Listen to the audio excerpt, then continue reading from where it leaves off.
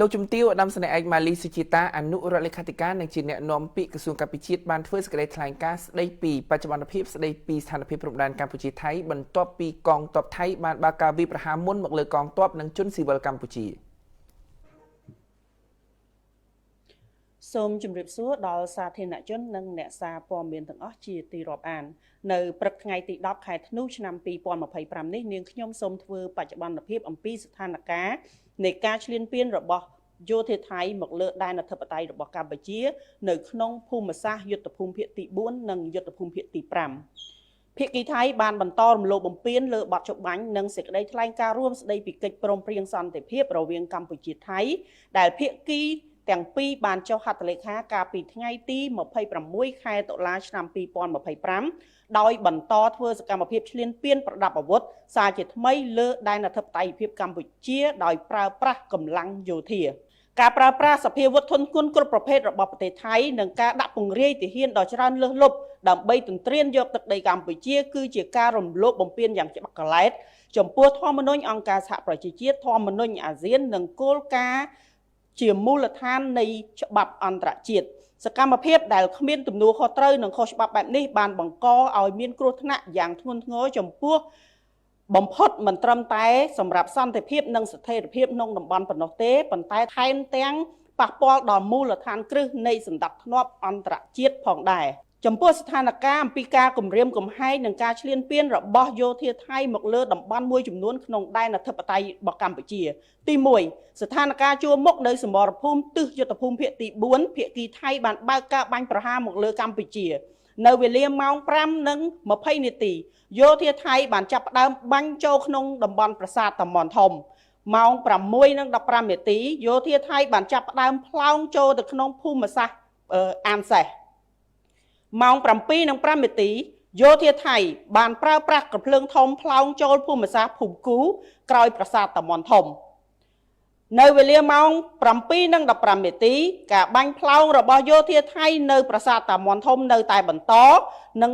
ទៅទីតាំងថ្មដូននិងប្រាសាទតាក្របីនឹងបានបាញ់ផ្លោងនិងប្រើប្រាស់យន្តហោះចម្បាំងប្រភេទ F16 ទម្លាក់គ្រាប់បែកផងដែរនៅវេលាម៉ោង 7:39 នាទីយោធាថៃបានចាប់ផ្ដើមផ្លោងចូលប្រាសាទខ្នាប្រាសាទតាក្របីនិងប្រាសាទថ្មដូនបន្ថែមទៀតមកដល់ពេលវេលានេះនៅតែបន្តការបាញ់ប្រហារមកលើដែនអធិបតេយ្យភាពកម្ពុជាទី2ស្ថានភាពជួរមុខនៅសមរភូមិយុទ្ធភូមិភាគទី5ភាគីថៃបានបើកការបាញ់ប្រហារមកលើកម្ពុជាចាប់ផ្ដើមនៅវេលាម៉ោង 6:26 នាទីកម្លាំងថ្មើរជើងថៃអមដោយរថក្រោះបានរុលចូលក្នុងភូមិសាស្ត្របឹងត្រកួនម៉ោង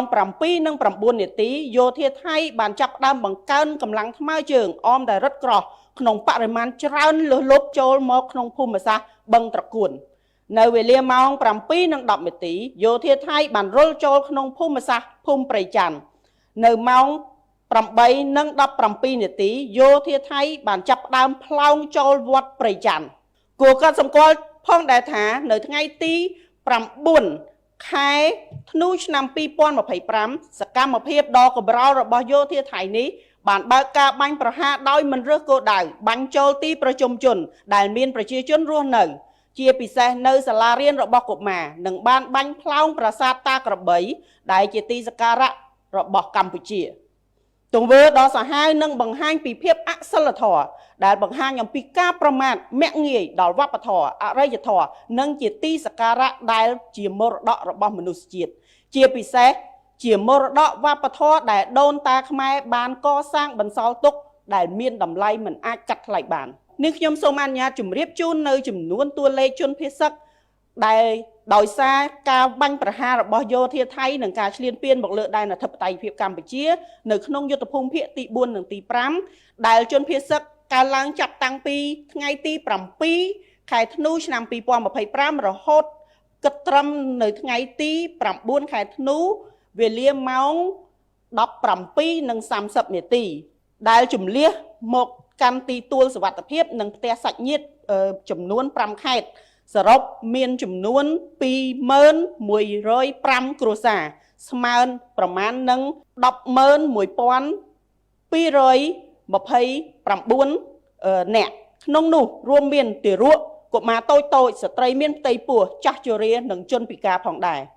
ក្រសួងការពារជាតិនិងកងយោធពលខេមរៈភូមិន្ទសូមគូសបញ្ជាក់ផងដែរថាគោលដៅនៃការបាញ់ប្រហារការពារខ្លួនរបស់កម្ពុជាគឺផ្ដោតតែលើគោលដៅរបស់យោធាថៃប៉ុណ្ណោះមិនសំដៅលើគោលដៅជនស៊ីវិលឬក៏ទីកន្លែងស៊ីវិលណាមួយឡើយកម្ពុជាតែងតែប្រកាន់ខ្ជាប់នឹងការគោរពនិងការអនុវត្តរាល់កាតព្វកិច្ចទាំងឡាយដែលស្ថិតនៅក្រោមច្បាប់អន្តរជាតិជាពិសេសច្បាប់មនុស្សធម៌អន្តរជាតិយ៉ាងម៉ឺងម៉ាត់និងច្បាស់លាស់ជាទីបំផុត